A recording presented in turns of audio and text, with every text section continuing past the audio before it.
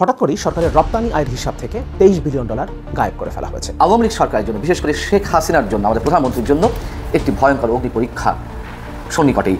বাংলাদেশের সংকটের যে মূল কারণ হাসিনা সরকার, হাসিনার এই ফ্যাসিস্ট রেজিম, তারা এখন এক মহা সংকটে।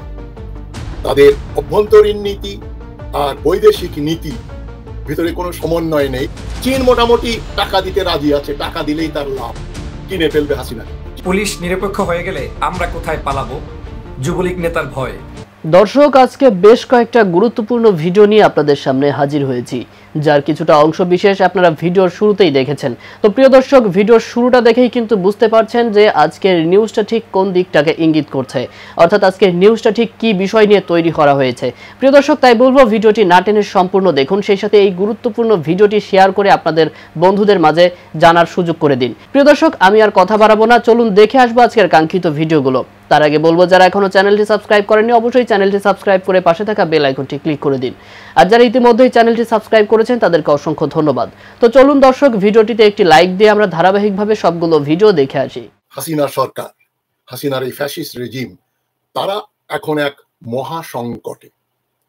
তাদের অভ্যন্তরীণ নীতি আর বৈদেশিক নীতি ভিতরে কোনো সমন্বয় নেই, এবং অভ্যন্তরীণ নীতির ভিতরে বিভিন্ন বিভাগ, বিভিন্ন মন্ত্রণালয়ের ভেতরে আইন বিভাগ এবং নির্বাহী বিভাগের মাঝেও কোনো সম্পর্ক নেই বা ঠিক মতো কাজ করছে না বলা যেতে পারে। হঠাৎ করে হাসিনা সরকার থেকে এত বেশি দেশপ্রেমিক হয়ে গেল, মুক্তিযুদ্ধের চেতনায় উদ্বুদ্ধ হয়ে এই ফ্যাসিস্ট হাসিনা বলল যে 20% কোটা দেওয়া হবে মুক্তিযোদ্ধাদের নাতিপুতিদের। এটা 2018 সালে চালু করলো। তখন ঢাকা বিশ্ববিদ্যালয়ের প্রাক্তন ভাইস চ্যান্সেলর আখতারুজ্জামান নাটক করলো, এই কোটা বিরোধী আন্দোলনকারীরা নাকি তার ওই প্রাসাদে ঢুকে, বিশ্ববিদ্যালয়ের ওই বাড়িতে ঢুকে নাকি ফার্নিচার ভেঙেছে, ফার্নিচার ক্রকারি ভেঙে ঢেকে তছনছ করেছে। এই মিথ্যাচার করলো ওই পিচ্চি আখতারুজ্জামান। এগুলো সব দেশের শত্রু। যাই হোক, তখন আন্দোলনের চাপে, আন্দোলনটা সীমাবদ্ধ ছিল শাহবাগ চত্বরে, সরকার দেখলো যে সামাল দেওয়া যাবে না, নির্বাহী আদেশে ওটা এসেছিল, নির্বাহী আদেশে ওটাকে আবার উইথড্র করে নেওয়া হলো।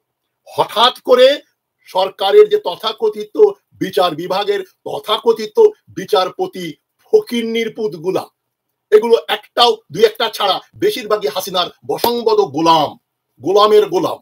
এই সবগুলাই সিনহার মতো। এস কে সিনহা যেমন গোলাম ছিল, এই এখন যে প্রধান বিচারপতি, যত রকম বিচারপতি আছে 2-4-5 জনকে যাদের আমি চিনি, তাদের বাদ দিয়ে বাদ বাকিগুলো এই গোলাম। এক গোলাম সুপ্রিম কোর্টের বিচারপতি রায় দিল যে কোটা ব্যবস্থা পুনর্বহাল করতে হবে। চিন্তা করতে পারেন, 20% চাকরি, সরকারি চাকরি দেওয়া হবে তথাকথিত মুক্তিযোদ্ধাদের, তথাকথিত নাতিপুতিদের। এহেন অত্যাচার, এহেন অন্যায় এই একবিংশ শতাব্দীর এই সময় 2024 সালে এটা হতে পারে পৃথিবীর কোথাও? এটা আমার মাথায় ঢুকছে না। আপনারা ওই পয়েন্টে ধরেন, হাসিনার গলা টিপে ধরেন যে বেটি তুই কি বলিস, কোথায় 20%, আর কেন দিবি? কেন দিবি? এটা দিতে পারবি না, তোকে গদি ছাড়তে হবে। একে তুই করেই বলি আমি, কারণ সে অবৈধ খুনি, এক অবৈধ প্রধানমন্ত্রী এবং খুনি এবং লুটেরা। $35 বিলিয়ন চুরি করেছে হাসিনা পরিবার। এবং এরা যে কতটা কোমর ভাঙা, ভারতে চীনে যাচ্ছে, যাওয়ার পরে আগেই এখন ওই তথাকথিত পররাষ্ট্রমন্ত্রী হাসান মাহমুদ বলছে যে ভারতকে জানিয়ে, মোদীকে জানিয়েই হাসিনা চীনে যাচ্ছে। মানে স্বামীকে জানিয়ে স্ত্রী বাইরে গেলে তো বেপরোয়া ঘুরে বেড়ানো যায় না। আমি শুনছো গো, আমি একটু চীনে যাচ্ছি, শি জিনপিং কি বলে দেখি, একটু পয়সা করি লাগবে, তুমি দিতে পারবা না, তার কাছে কিছু পয়সা করি নিয়ে আসি, আর তিস্তা ফিস্তা ওকেও দেবো না, তোমাকেই দেবো, ইত্যাদি ইত্যাদি। চীন মোটামুটি টাকা দিতে রাজি আছে, টাকা দিলেই তার লাভ, কিনে ফেলবে হাসিনাকে। চীন এখন বাংলাদেশের দক্ষিণাঞ্চলে ডেভেলপমেন্টের জন্য খুলনা অঞ্চলে ওরা প্রায় $12 বিলিয়ন আরো একাধিক লোন দিতে রাজি হয়েছে। প্রজেক্টগুলো তারাই করবে, তাদের লোক এসে কাজ করবে, তারা বায়ার্স ক্রেডিট, মানে তারাই ক্রেডিট দেবে এবং পয়সাটা বাংলাদেশ থেকে পাই করে শোধ করে নেবে, আর $5 বিলিয়ন হয়তো লোন দেবে। এখন যে 16 বিলিয়নের মতো রিজার্ভে আছে, এটাতে 3 মাসের ইম্পোর্টের খরচ মিটবে। এরপরে কি হবে হাসিনা চিন্তা করে না। তার আরেকটা বড় প্রোগ্রাম হচ্ছে দেশ থেকে পালিয়ে যাওয়া। সুযোগ পেলেই সে সবকিছু ছেড়ে পালিয়ে চলে যাবে। আর যদি আপনারা সুযোগ দেন, সে তারপরে তার মেয়েকে এখানে বসাবে, তার নাতিপুতিরা, মুক্তিযোদ্ধার নাতিপুতিদের যেমন এখন কোটা দেওয়ার ব্যাপার হচ্ছে, হাসিনার নাতিপুতিদেরও প্রধানমন্ত্রী দেশের শাসন ব্যবস্থার জন্য কোটা তৈরি করে সে চলে যাবে, যদি আপনারা এখন প্রতিহত না করেন। হঠাৎ করেই সরকারের রপ্তানি আয়ের হিসাব থেকে $23 বিলিয়ন গায়েব করে ফেলা হয়েছে। এতদিন ইপিবি, কেন্দ্রীয় ব্যাংক এবং রাজস্ব বোর্ড যে হিসাব দিত রপ্তানি আয়ের, সেখানে $23 বিলিয়ন একটা তারতম্য ছিল। এখন ইপিবির হিসাব থেকে $23 বিলিয়ন গায়েব করে ফেলার মধ্য দিয়ে এই তারতম্যটার একটা ব্যালেন্স করা হয়েছে। কিন্তু অনেক দিন থেকেই আমদানি রপ্তানি ব্যবসার আড়ালে বিদেশে টাকা পাচার হচ্ছে, এই আলোচনাটা আছে। আন্ডার ইনভয়েসিং এবং ওভার ইনভয়েসিংয়ের মাধ্যমে এটা করা হচ্ছে এবং 23 বিলিয়ন ডলারের যে তারতম্যটা ছিল সেটা অনেক প্রশ্ন তৈরি করেছিল এবং ব্যবসায়ীদের দিকে এক ধরনের সন্দেহের তীর ছিল যে তারা রপ্তানি করবার পরেও এই টাকাটা দেশে আনেনি, এই টাকাটা বিদেশে পাচার হয়েছে। এখন ইপিবি যখন তাদের হিসাব থেকে 23 বিলিয়ন ডলার বাদ দিচ্ছে, তখন ব্যবসায়ীরা আপাতত এই অভিযোগ থেকে পার পেয়ে যাচ্ছেন। কিন্তু 23 বিলিয়ন ডলার এতদিন কেন বেশি দেখানো হয়েছে? তাহলে একটা হতে পারে সরকার ইচ্ছাকৃতভাবে রপ্তানি বেশি দেখিয়েছে, ফলে এতদিন আমরা চলতি হিসাবের যে ঘাটতি দেখতাম, বাস্তবিক অর্থে এই ঘাটতিটা আরও অনেক বেশি। আমরা দেখতাম প্রতি মাসে আমাদের প্রায় 1 বিলিয়ন, কোনো মাসে 1.5 বিলিয়ন ডলারের ঘাটতি হচ্ছে চলতি হিসাবের।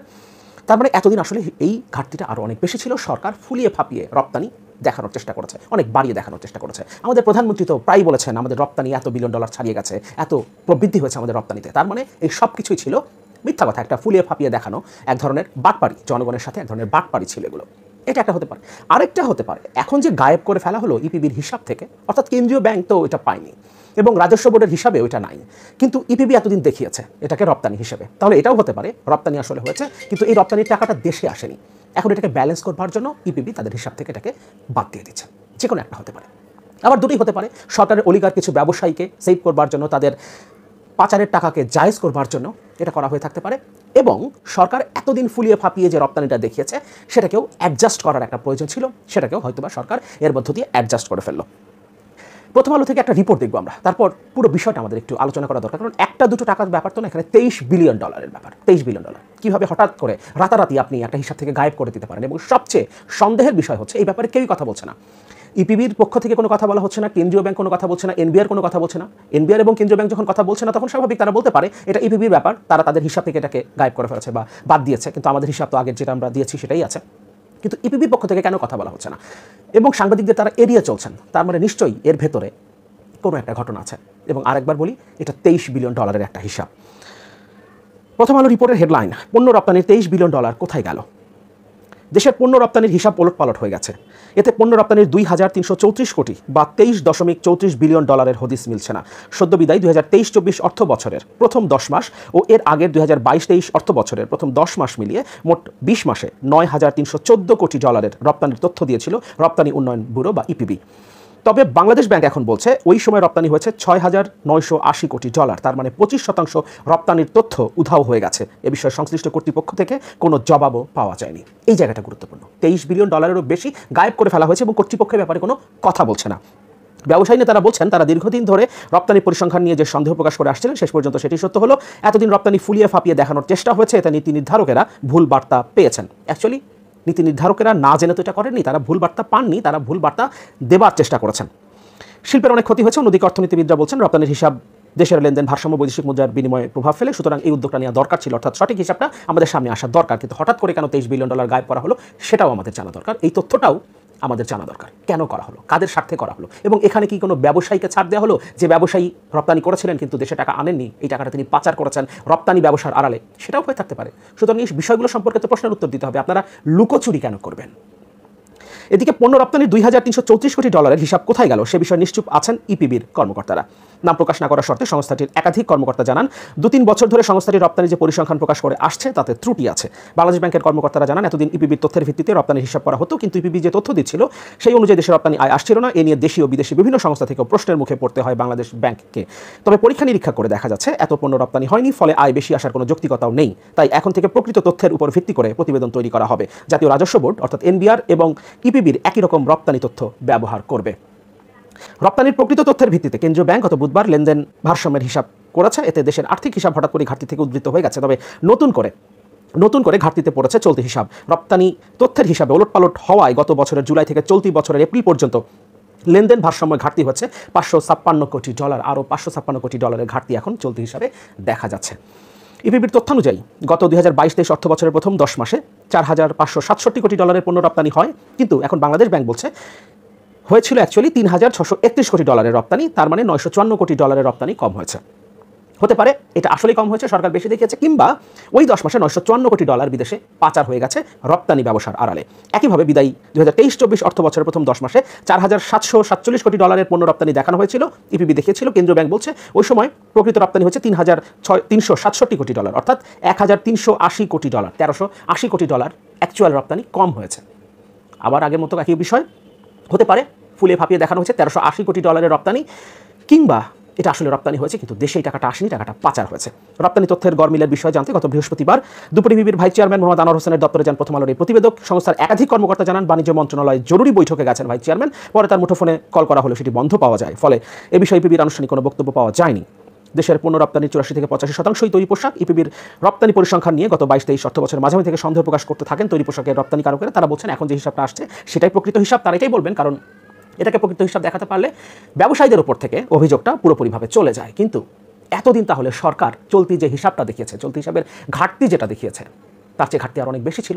আমরা যে অনেকদিন থেকে বলে আসছি সরকার যে রিজার্ভের কথা বলছে, তাদের রিজার্ভ মজুদ আছে, এটা তো কাগজে কলমের হিসাব। এবং যে ঘাটতিটা এখন বের হচ্ছে, অর্থাৎ 23 বিলিয়ন ডলার রপ্তানি তারা দেখিয়েছে, যেটা আসলে রপ্তানি হয়নি, এখন বলছে এতে ব্যবসায়ীদের ওপর থেকে অভিযোগটা চলে যাচ্ছে। কিন্তু সরকার এখন চলতি হিসাবের যে ঘাটতির হিসাবটা আমাদের সামনে আসবে, সেটাকে কীভাবে ম্যানেজ করবে, সেটা আমাদের সামনে কীভাবে প্রেজেন্ট করবে। এবং এখন ইপিবি কিন্তু কোনো কথা বলছে না, ইপিবির চেয়ারম্যানকে পাওয়া যাচ্ছে না, ইপিবির কর্মকর্তারা মুখে কুলু পেটেছেন। আমরা যখন বলেছি দেশের অর্থনীতি, দেশের রপ্তানি একটা সংকটের মধ্যে আছে, তখন তারা আমাদের বিরুদ্ধে অনেক কথাবার্তা বলেছেন, তারা কাগজ কলমের এই হিসাব দেখিয়েছেন, কত রপ্তানি হয়েছে সেটা তারা দেখিয়েছেন। এমনকি করোনার মহামারীর মধ্যেও কত রপ্তানি হয়েছে, ইউক্রেন রাশিয়া যুদ্ধের মধ্যেও তাদের রপ্তানি প্রবৃদ্ধি হচ্ছে, এগুলো দেখেছেন। কিন্তু বাস্তবতা হচ্ছে রপ্তানি তো কমে গেছে, প্রবৃদ্ধি তো অনেক দূরের কথা, রপ্তানি হ্রাস পেয়েছে শতকরা হিসাবে। আওয়ামী লীগ আসলে কাকে বেছে নেবে, চীনকে না ভারতকে? এবং সেই উত্তরটি সম্ভবত আমরা খুব শীঘ্রই জানতে যাচ্ছি। আওয়ামী লীগ সরকারের জন্য, বিশেষ করে শেখ হাসিনার জন্য, আমাদের প্রধানমন্ত্রীর জন্য একটি ভয়ঙ্কর অগ্নি পরীক্ষা সন্নিকটেই। তার কারণ তিনি 8 জুলাই চীন সফরে যাচ্ছেন।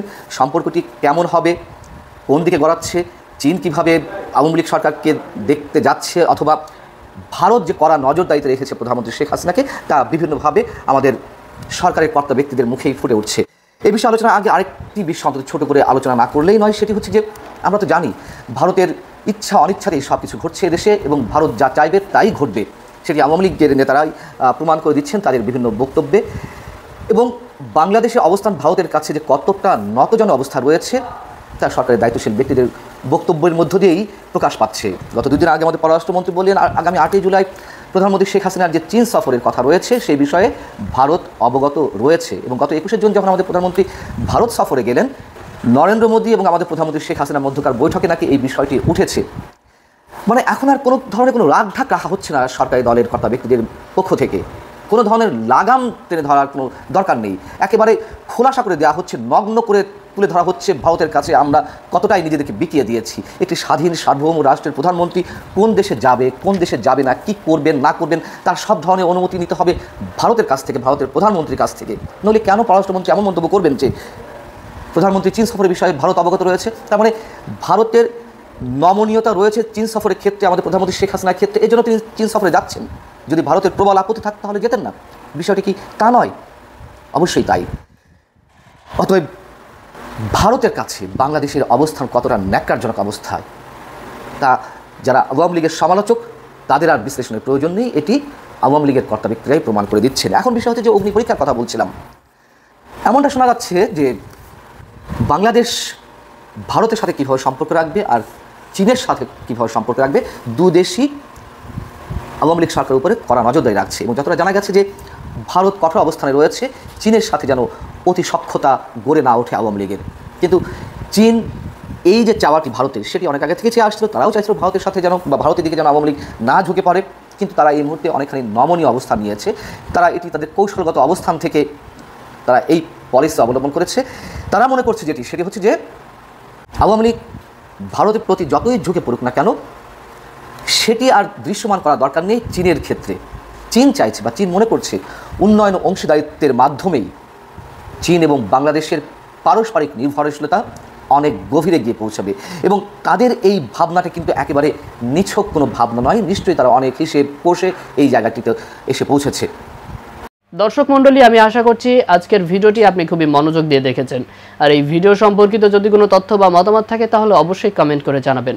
এতক্ষণ সাথে থাকার জন্য ধন্যবাদ। ফিরছে আগামী ভিডিওতে নতুন কোনো টপিক নিয়ে। আল্লাহ হাফেজ।